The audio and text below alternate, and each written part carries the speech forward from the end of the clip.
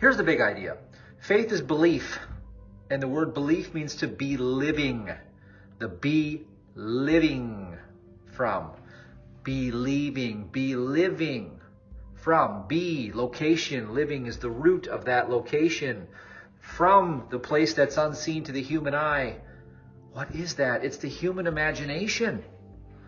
What you should understand right now, and do this with me if you can, is imagine yourself as a sensationless spiritual offspring of the living imagination.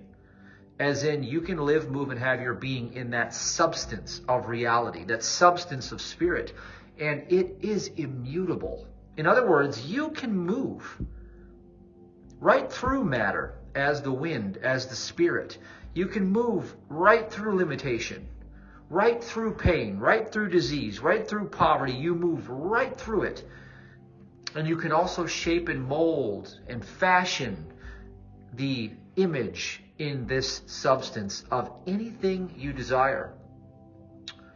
That's what it means to clothe yourself in righteousness, to put the garment of truth on, to put the garment of the living man on, not the man who is a dead mortal, the fictional material carcass of the bones, blood, lung. All of these ideas are pagan sorcery ideologies.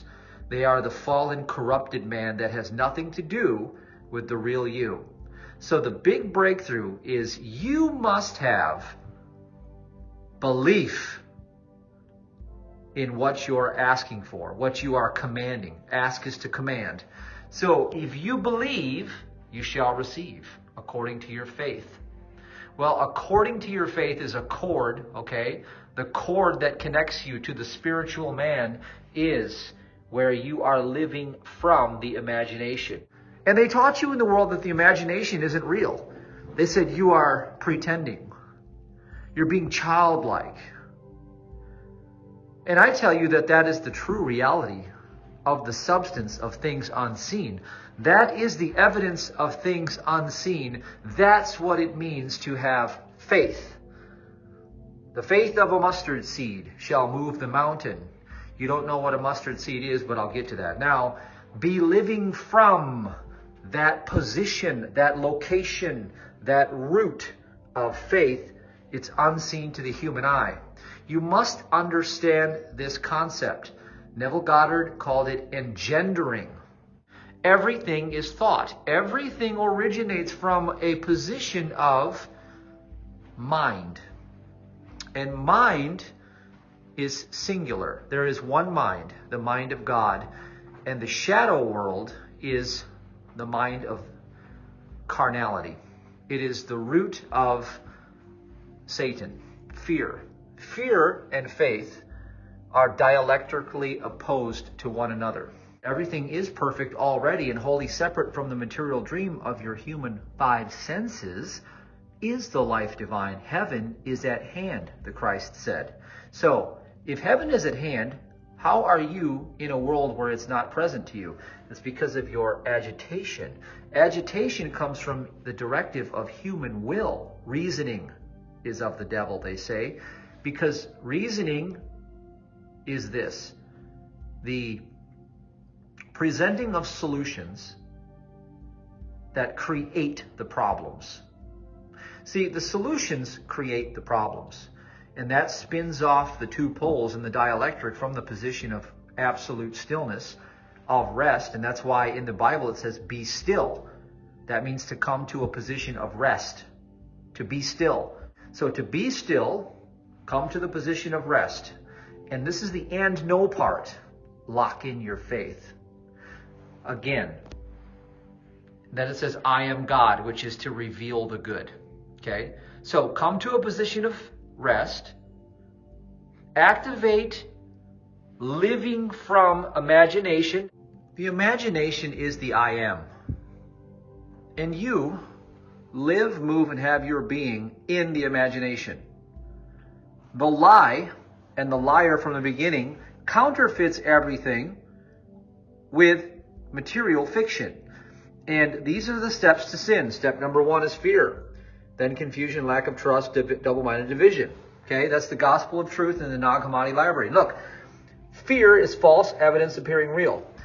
What happens in the imagination is the reality of true living life. Life is imagination. It's all imagination. You live there. I am made in the image and likeness of the Father. Image is imagination. Likeness is spirit. It's the substance I asked you to occupy, that you could walk through walls, that you could go through every trial and tribulation unharmed, unscathed, completely perfect and immutable, just like your parent mind, the Father. This is the parent mind. It is the principle of perfection. It's the source. The attributes are the qualities of the Spirit. Love and goodness are the ones I tend to identify with the most, because I know that all that comes into being is good and it emanates from divine love. Period. Full stop. Now, everything is counterfeited by the mind of this world. Here's a carcass, a dead carcass, a fictional meat sack body. Everything lives off corruption in that reality. 1,001 industries come to live off the corruption to siphon your currency off of you, and your currency is the my own natural energy yield we're talking about. So you're getting robbed. The thief comes to rob, steal, and kill by lying to you and deceiving you. It tells you that this is the I am, this identification with carnality. That is not you. You've never been born into a material world. You don't come from a material mother and father. And that's why in the Gospel of Philip, Jesus said that unless you hate your mother and father, you cannot be my disciple. If you think you came into the world out of a womb in a carnal, something that God would call cursed from the beginning, then you have identified with the law of the flesh and you will be punished under that law. And that's why the whole world is set that way. That's why everything is upside down. It's an anti-civilization, because it's literally a division of ignorance of the Father. Okay? Now, look, the human brain, you don't have a human brain. The human heart, you don't have a human heart. They're all lying to you. The heart means affection. It's the love of God for His manifest creation. And it's all in here. It's all spiritual substance. It's the imagination. There is nothing physical in the entire universe except for the spoken word. Period. Now, the brain is the false substitute for intelligence. Everything that is real has a counterfeit illusion. When you live in the counterfeit illusion, you're living in the nothingness. And that's why when you go to the churches and you see all the nothingness and all of the idols and all the symbology, it's all sorcery. There's nothing there. You're not looking at anything. It's designed to get you to keep looking at nothing. There's nothing there. It's all here. Its imagination is everything. Now, false evidence appearing real. When we look to the world out there, we become confused. We have to come from the position of already being complete. And then, you see, by our trust, we bring this process back out and we reverse the law of the flesh. This is the law of sin that takes you into the pit of hell. This is the pit of hell. It has to also do with the left side of the brain, the left human reasoning side. Okay, that's what they peg it to in the physical. And they say the right side is righteousness. They say the right side ties you into the imagination of the Spirit. You see, that's the intuitive, spiritual sense perception of reality. That's when you turn on the fullness in your imagination from the good that you unleash with your knowledge of truth. See, and you see here faith. Faith means, again, to be living from this position. You see, lack of trust, lack of trust. Okay? Lack of trust is the proof positive. Lack of living from the imagination is the proof positive that you have become adulterated and corrupted in a world of sin, and you are getting robbed. Period. Full stop. So let's reveal some more to you. So prayer. No, prayer is not begging and pleading. Okay? That's to assume that you are separate and divided. See, assuming you are one with the Father and the Father is one as the expression of you because you're the manifest creation of the Father, reflecting the Father, always living, moving, and have your being in the substance of that perfection of the Father in the imagination, which is immutable, indestructible, and permanent, can't be moved. In other words, right when you thought you saw a problem, the only true reality was the present moment of the allness of Spirit operating through omniscience, omnipotence, and omnipresence, reflecting you as the progeny or the child or son, which means descendant of the Father. So all of those attributes were the only thing that ever came into being: peace, love, joy, kindness, goodness, meekness, gentleness. That's the only truth. Well, then we identify as that true nature. I am made in the imagination and substance of the parent mind, therefore. You see, I never had a life of my own because I never left heaven. I've always been in the substance of Spirit, held in perfect divine love, and the only thing that ever came to be was God's love for me. God created all and called it good, and I exist in that good, do I not? Well, there you go then. That's what true prayer is. True prayer is pegging yourself as that child of fortune. I am that I am. You see, I never knew any other mind. True prayer is to know that I never knew evil. True prayer is saying, Father, you never created evil. Therefore, I don't have to fear it. Therefore, praise and love and gratitude for all things. Right? Now, here's the other idea. Omniscience, omnipotence, and omnipresence. See, the language is also a cipher in the English language, and so you have the OOO, which is number 6 in the. It's number 6 if you're looking at the numbers, gematria, etc. And so you'd have the 666, and then you got 3 O's, which means the 3. 666 is 18, which would be a 9. And then you have the 6, so you have the 369. There's the work of Tesla. Everything is all interrelated. It's all correlated, and it's all completely perfect at the end of the day. But the idea here is that we have to know that we got to use these 3 things to turn on your full spiritual capacity. And we're going to particularly use it to 10 to 20x your money and supply of good in 2022. Remember, money is an acronym for my own natural energy yield. It includes all good things. It's prosperity 101. There's no lack of any good thing. So first of all, we have to have faith. We have to be living in the imagination, coming from the fullness of that spiritual authority, from that position, because we have full evidence of things unseen to the human eye, because we know as we pray that we are identifying from that place. We never left heaven. That's what heaven is. Heaven is the living from the imagination of pure spiritual awareness. That is all sufficiency in all things. That's what it means to continue praying. All right? That's how you pray. I don't have to solve a problem because there was never a problem created. I have to identify as the offspring of that which is incorruptible, immutable, indestructible, perfect. And know therefore, see, be ye perfect even as your Father is perfect, and know no other mind. I know no other mind. I am invincible to the beliefs of this world. You see? That's what prayer is. It's maintaining the continuity of perfect spiritual awareness that could never for one moment have made a mistake, cannot be broken, interfered with, interrupted.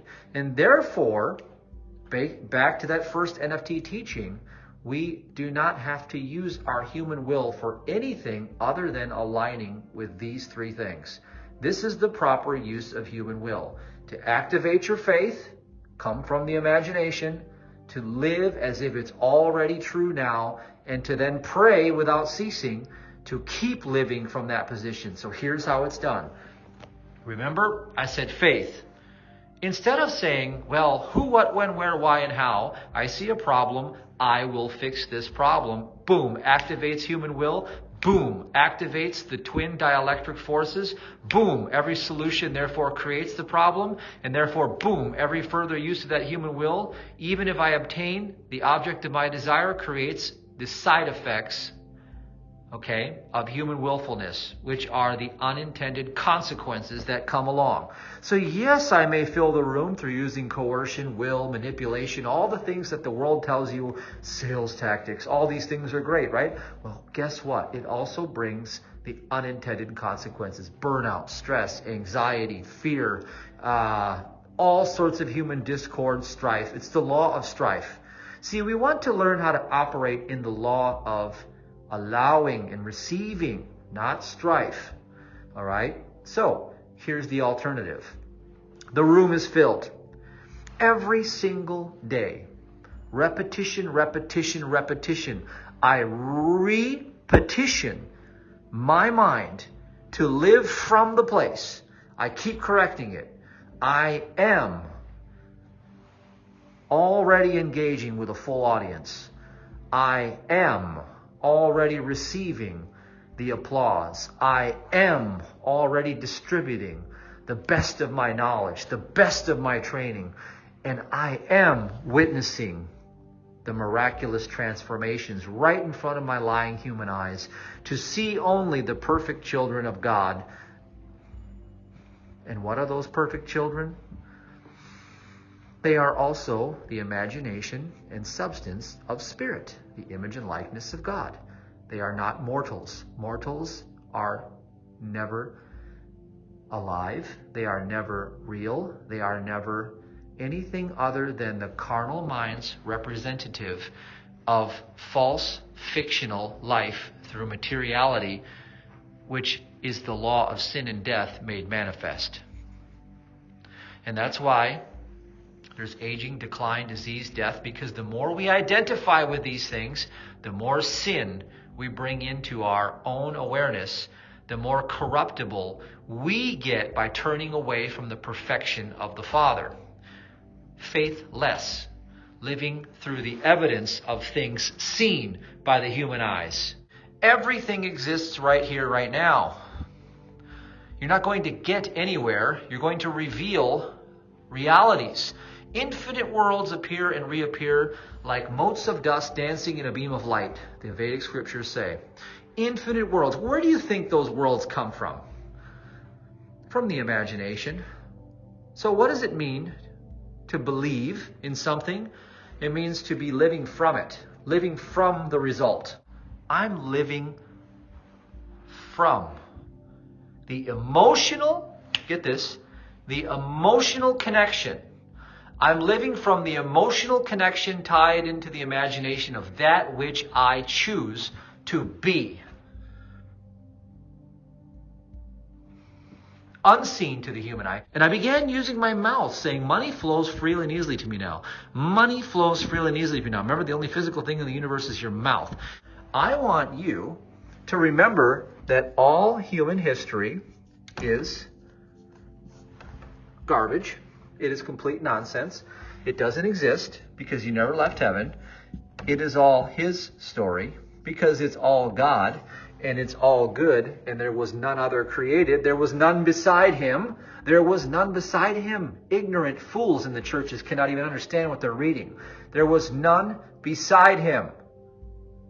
We don't need a middleman in a costume to give us permission to talk to God. Are you kidding me? They're not even there. There's none beside Him. There's only God. Everything is His story. History. Oh, here's my personal history. Most people are, here's me. Here's why I'm so poor. Poor me. Poor me. God knows nothing of that. So Clotaire Pi talked about this, and I want to submit this to you. Take your personal history and just expunge it. And just rewrite the story any way you want. Born of royalty. See? Start to rewrite these stories in the way that you want to demonstrate yourself in the world, and give yourself permission to create the backstory that supports where you want to originate from. Because the only truth is you originate from here, but we can go ahead and rewrite the script.